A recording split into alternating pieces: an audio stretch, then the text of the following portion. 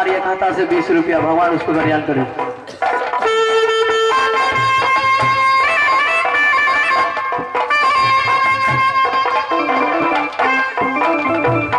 गंगा भैया अच्छे कुछ देख दुख सर समाज में मांगला जानला या तब जान को बकस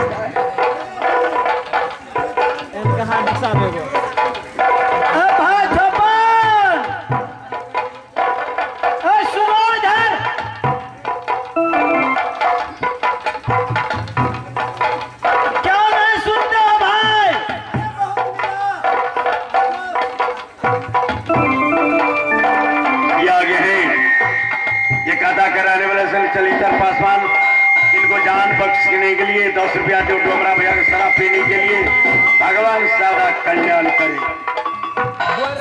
भाई छोपन, हाँ भाई काटन, ये शराब पीने के लिए रुपये और पैसे दे रहा है। हाँ इसको जान बख्श दो। ठीक है, होगा कि नहीं? एकदम होगा। चलो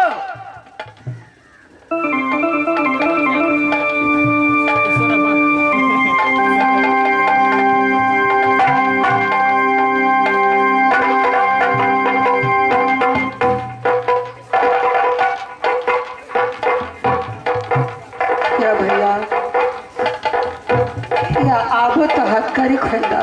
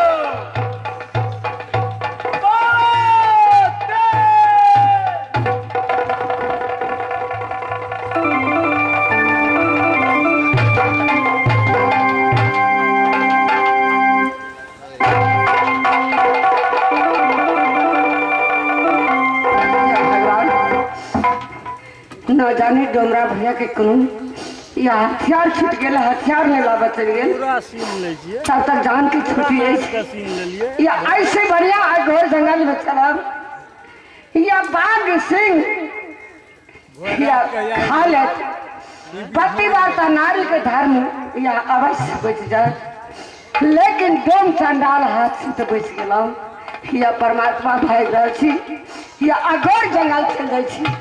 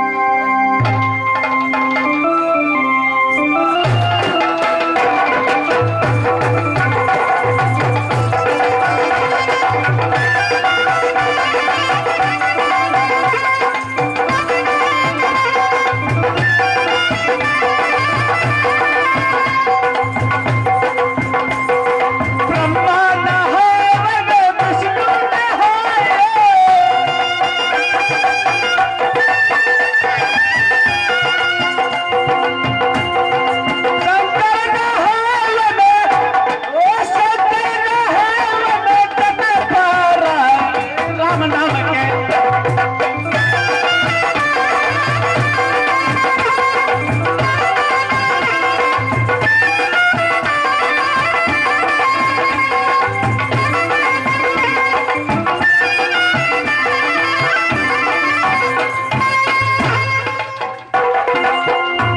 नारायण नारायण नारायण। चलना, मेरा स्थान पड़ता है इसी तप्पू वन जंगल में। मेरा नाम मतंग ऋषि है। मैं इसी तप्पू वन जंगल में निवास करता हूँ और मैं भोले शंकर का ध्वनि रमाता हूँ। इस तप्पू वन जंगल में नहीं आने का रास्ता है, नहीं कोई जाने की रास्ता है। इस तप्पू वन जंगल में मैं हजारों करोड़ों वर्षों से मैंने भोले शंकर का ध्वनि रमाता हूँ। मानव नाम का चीज अभी तक इस तप्पू वन जंगल में प्रवेश नहीं किया है। इस जंगल में जानवर ही जानवर से भरा रहता हूँ और मैं एक सिले पत्थर पर जाकर मैं भोले शंकर की नाम का ध्वनि रमाता हूँ। मैं जा रहा हूँ अपने प्रभु के नाम में मैं लीन रहूंगा। श्री राम जय हो राम, जय जय राम।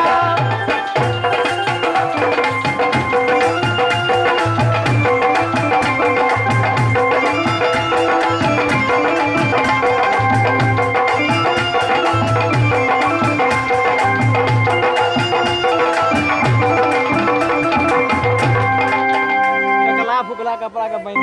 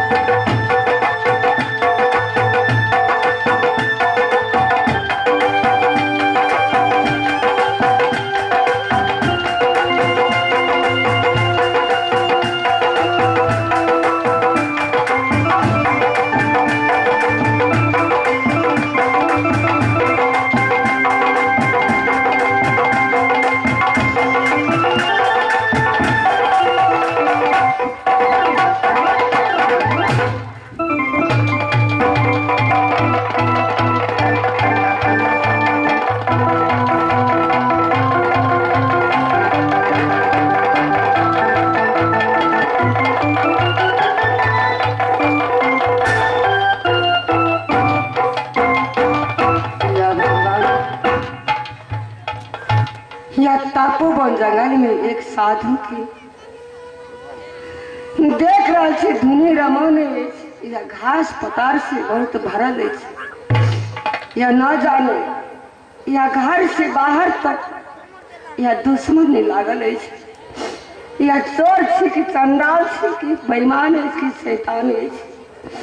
लेकिन पतिव्रता नारी के धर्म है। या कोई साधु मिले, संत मिले, या अवश्य या प्रणाम करे या पूरा कचरा के साफ के नहीं। जे पतिव्रता नारी है उनके पास में बुद्धि रही है। कर्म सागर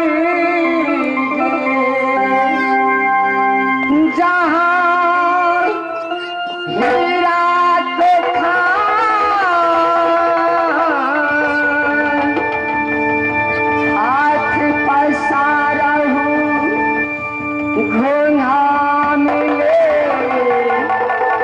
देखहु कराम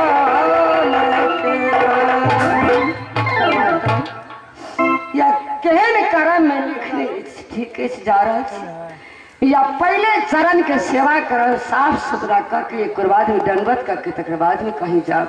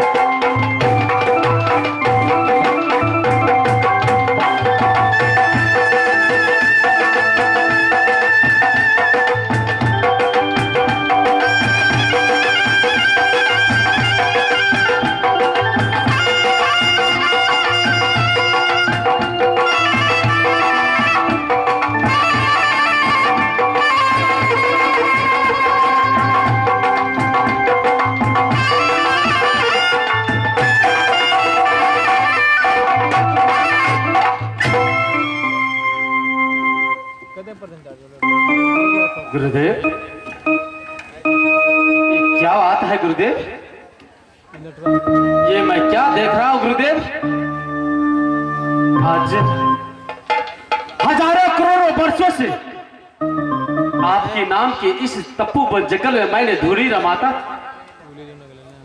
मैं कभी मानव नाम का चीज कभी नहीं देखा था, लेकिन आज मेरे आश्रम में एक नारी को देख रहा हूं जब मेरे चरणों की सेवा में लगा और मेरे नाक, मुंह और कानों तक शरीरों में सारे अंग अंग में कुश, दीवार और खर छेद दिया था। मैं तपस्या में लीन था और सारा सर सफाई कर करके मेरे चरणों की सेवा में लगा दिया है। क्या बात है गुरुदेव?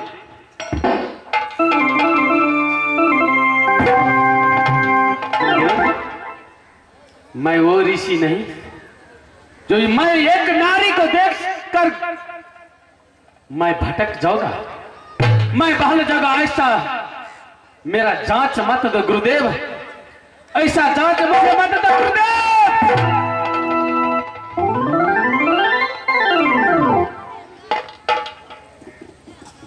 समझ गए गुरुदेव, ये आपका कोई माया रूपी नहीं है, ये कोई दुखारी नारी है, ये संकट में फंसा हुआ नारी है। ये तपोवन जंगल में रास्ता इसका छूट गया है, भटकते हुए इस तपोवन जंगल में आ गया है और एक महात्मा की देख करके उसके चरणों की सेवा में लग गया है।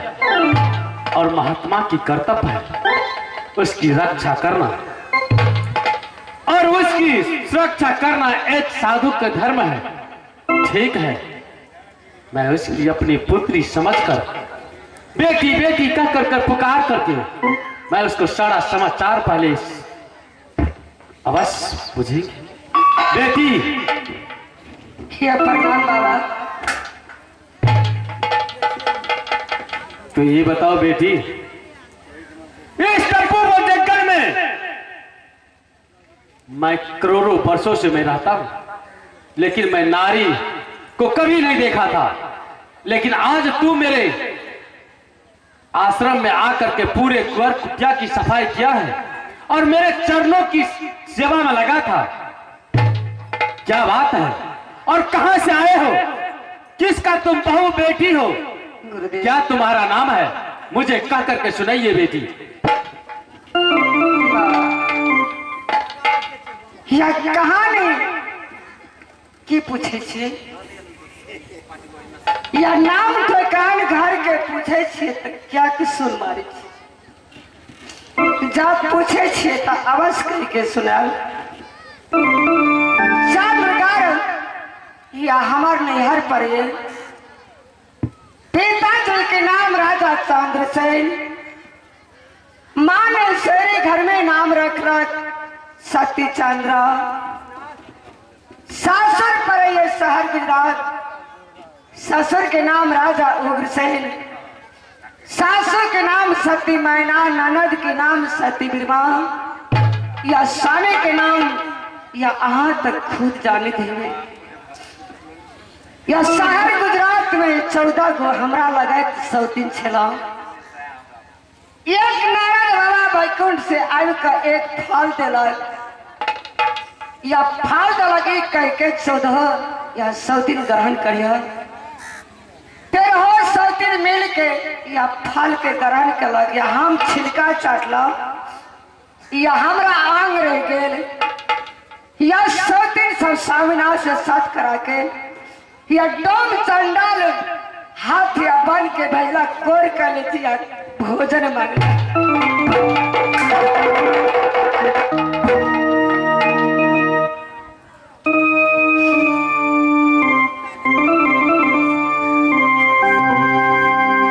चंडाल, चंडाल, ऐसा अन्याय तूने एक राजा के पुत्र होकर के और तू भी एक राजा होकर के संसार में तुम्हारा नाम चलता है चंडाल। जो राजा गोपी चंद्र एक धर्मात्मा राजा है, बहुत दानी है, लेकिन एक अबला नारी की ऐसी सजाए मैं कदापि तुमको छोड़ नहीं कर सकता हूं। मतंग ऋषि की जोड़ा तुम पहचानते नहीं हो। चंडाल, मुझे कहां नहीं जानती है।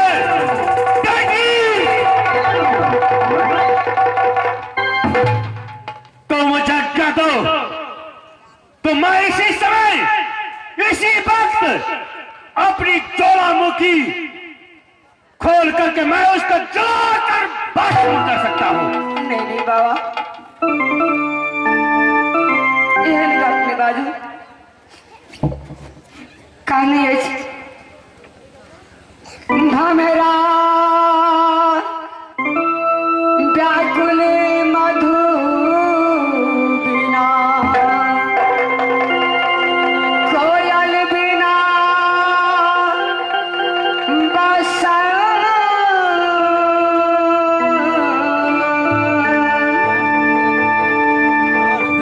हम व्याकुल एक पति बिना, जाने तू है भगवान। बाबा, या स्वामीनाथ जेहन कर्म केलक या अपना लेल में केलक, लेकिन हमर पतिव्रता नारी के धर्म नहीं कहिए या दुर्भाग्य नहीं कहियो। जे गति भरा ले या अवश्य हम भोगे के लेल में तैयार छी। ठीक है बेटी, मैं समझ गया। नारी का सीना बहुत कोमल होता है, बहुत है तुमको उतना ही कष्ट भोगना सहा जाती है, लेकिन एक दूसरा की कष्ट देना तुमको नहीं सहा जाती है, तो मैं उसको क्षमा करता हूं। लेकिन तुम अपनी बारी में सोचो बेटी, जो मैं कैसे जीवन बिताऊंगा और तुम क्या चाहते हो मुझे कह करके सुनाओ और उस रास्ते पर चलो बेटी। जब अहाँ ये बेटे कह के पुकार अवश्य अहाँ के पिता पिता कह के पुकारब, ताकि आई कुटी में हमरा शरणागत दिया या शरणागत में या अवश्य अहाँ के सेवा में मिल रहा हूँ। ठीक है बेटी, अगर तू मेरे पुत्री बन करके इस तपोवन जंगल में और एक साधु की झोपड़ी में निवास करने के लिए चाहते हो, तो मैं भी एक पिता की भी भाषा अवश्य निभाऊंगा। लेकिन एक बात है बेटी। की बात पिताजी? साधु एक साधु होता है, साधु को पास में कोई चीज नहीं रहता है, बहुत चीज का तकलीफ काटना पड़ता है। देखो बेटी, नहीं तेरे मेरे पास में घर है, न बिल्डिंग न मकान, कुछ नहीं है। कभी साधु को पेट भूखा भी रहता है, कभी भरा भी रहता है, तो उतने साहस तुम कर सकते हो तो मेरे पास अपनी पुत्री को समान मैं रख सकता हूँ पिताजी। या जब अहाँ या भूखल रहे तो अवश्य अहाँ की बेटी भूखल रहत, या अहाँ भोजन करबे तो अवश्य अहाँ की बेटी भोजन करत। तो ठीक है बेटी, चलो मैं ले चल